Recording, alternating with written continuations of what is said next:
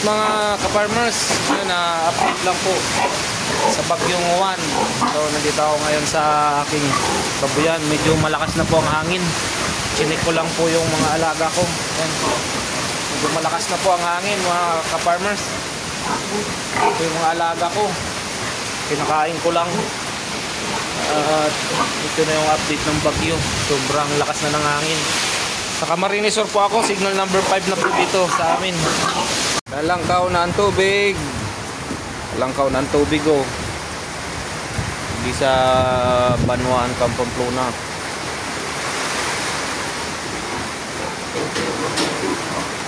Usog na rin ang usog na ang Doros. Oran.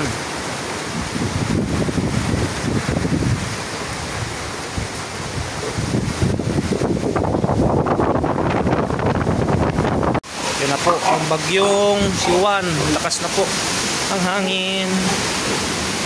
Ingat-ingat po tayo lahat mga ka-farmers sa lahat ng mga dadaanan ng bagyo. Lakas na po ng hangin. Grabe. Yung baha na dito. Nay. Kunin na natin ito. Sayang to. Pamahulog po sa ilog. Yun. Hindi pang magulay ito eh.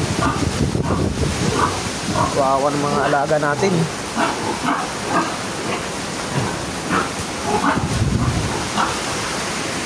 Ang lakas na po.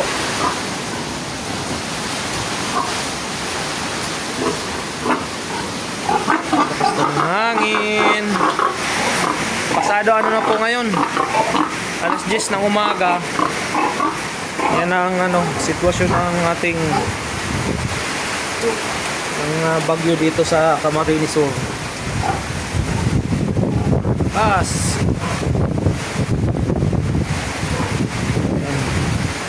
So yun mga farmers, sinik ko lang kasi ito buntis ito.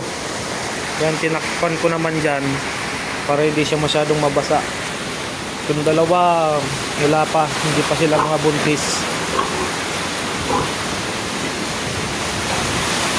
Uy, lakas.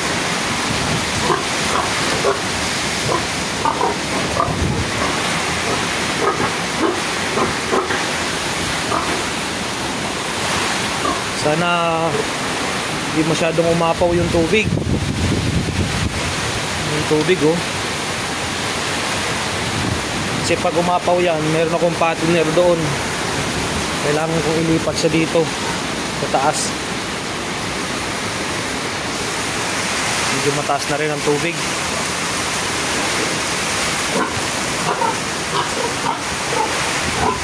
Ang lakas na ng hangin oh. Grabe.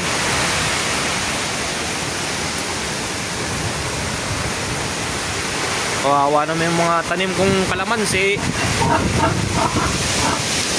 Yan na, lakas. Lakas niya no. Sa tayo atras. Sobrang lakas na ng hangin. Atras. Hindi na kaya. So yun lang update mga ka-farmers. Nabasa na yung cellphone ko.